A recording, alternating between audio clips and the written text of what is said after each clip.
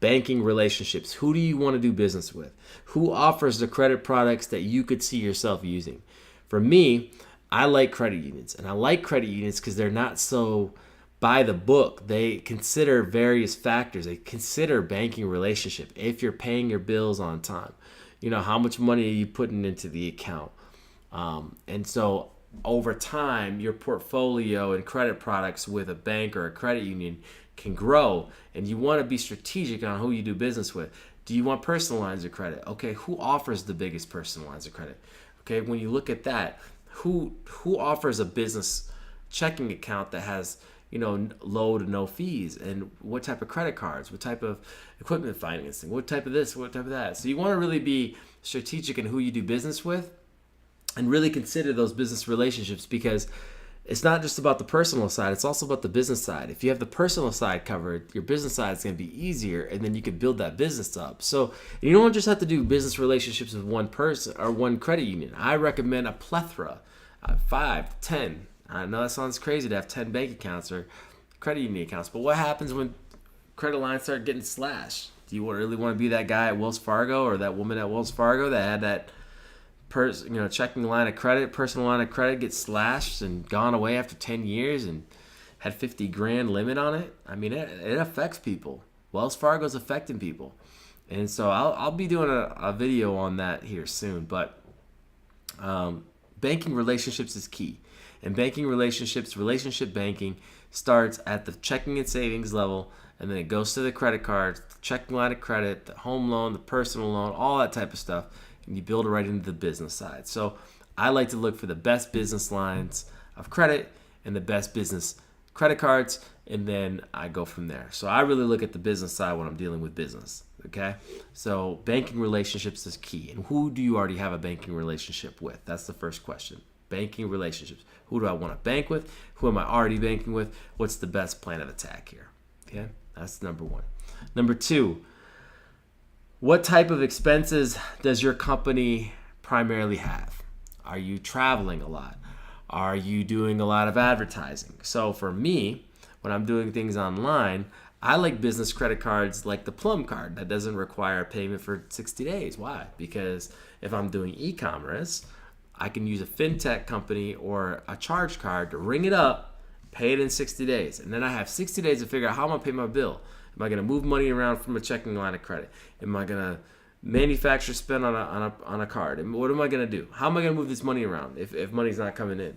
So I like to know what type of expenses do I normally have. If I'm traveling a lot, what type of travel credit card can I use to start traveling for free, right? So you got to think about banking relationships. What's your primary expenses? What cards would really fit that need the best? So that way you're maximizing your spending, right? So you already automatically get your credit, your business write-offs, and then you also get those points and credit and all types of stuff to help you further your spend. So you really want to think about the relationships and what your primary expenses are. The third thing that you want to consider is a charge card better or is a credit card better? They're two different beasts, and they're two important beasts. Charge card normally doesn't have a credit limit attached to it, or a preset one that's extremely high, right? And you need both. If you need that and ring it up, you can have that there, right? Where the credit card has got a set limit, and a lot of times you can go for these 0% cards, which is like an interest-free loan. So you get them both together, okay? You don't just get a bunch of credit cards. You also need some charge cards, but you got to also look at the annual fee, and does it make sense? Does it not make sense? American Express has the green card, has the plum card. Those are very inexpensive cards on the business side. Also, the gold card is one to consider. The gold card on the business side will take your 4 largest areas of spend and give you the most points for that, which is key, okay? I love the business gold card. I love the plum card. I don't like the business green card. But for people that don't want a high annual fee, that's a good card for them. We'll be doing reviews on all this stuff. But do you want a charge card? Do you want a credit card? A lot of these charge cards are turning into credit cards with American Express. And most of the charge cards are on the American Express platform. Okay? So you need to know that. Am I after a 0% card? Am I after a travel card? Am I after a charge card? You need to know what you're really aiming at there. But I like to put them both together. You can do that. You can get the charge card, you get the business credit card at the same time. Same time. Just pick which one you want, okay?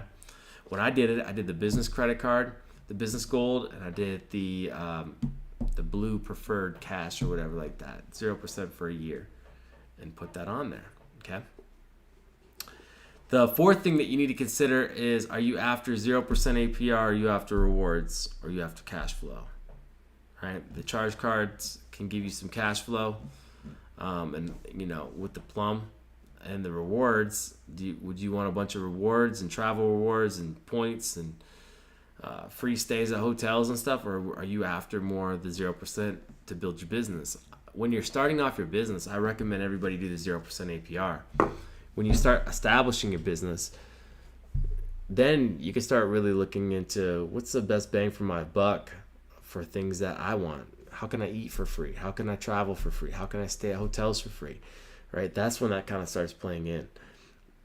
But I don't really recommend that until your business is off the ground, because you can have free loans by doing 0% credit cards. There's a whole game to this thing. I mean, people sell courses around it. So are you looking for rewards? Are you looking for APR? And the last but not least, data points. Are you looking for credit? Okay. So are you looking to build data points with a specific institution, or are you looking for the highest credit limit you can get? Sometimes banks and credit unions, they can give different limits, right? But if you're saying, hey, I want to get Navy Federal because I have this relationship, then that may be the route you want to go. And you want to build more data points with Navy Federal versus, maybe I can get a $40,000 credit limit with this bank. I'm more after the credit limit. Let me just go that route. So you need really data points versus credit, rewards versus 0% APR, charge card versus credit card. What's your primary expenses? And then also, what's my banking relationships? Who do I want to bank with, and who am I already banking with? These are going to give you the highest limits and the best place on the business side, because you can always keep adding, right? But when you're starting, you want to choose it the right way and start building it out, okay? Hopefully those tips help you on the business side. Remember, your utilization doesn't matter on the business side. They just care that you're making your payments. Your credit limits are bigger on the business side, okay? You can build up business credit extremely fast and have like a double whammy. You have your personal and you have your business. You're guaranteeing your business with your personal, so you have to always keep your personal on point. You don't want to be putting a bunch of debt on your personal. You want to put it on your business.